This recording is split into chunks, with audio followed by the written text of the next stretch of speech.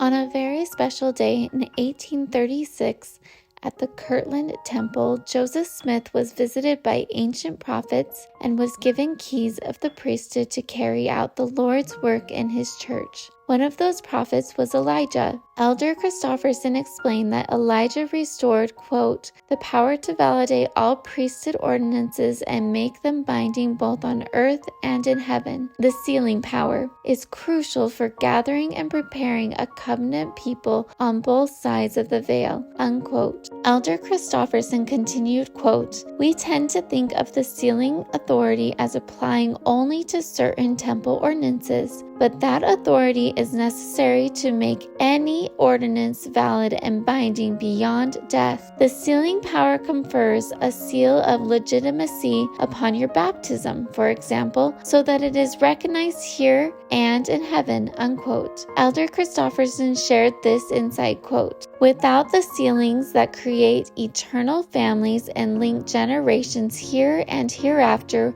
we would be left in eternity with neither roots nor branches, that is, neither ancestry nor posterity. It is this free-floating, disconnected state of individuals on the one hand, or connections that defy the marriage and family relations God has appointed, on the other hand, that would frustrate the very purpose of the earth's creation. We can see why marriage between a man and a woman is ordained of God, and that the family is central to the Creator's plan for the eternal destiny of His children, unquote. Elder Christofferson concluded, quote, I testify that the sealing power and authority restored to earth through Joseph Smith are real, that what is thereby bound on earth truly is bound in heaven. I testify that President Russell M. Nelson, as president of the church, is the one man on earth today that by his keys directs the use of this supernal power.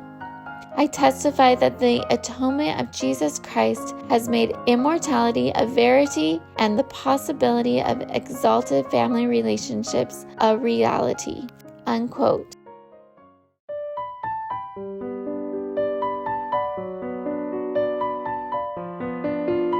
Thanks for watching.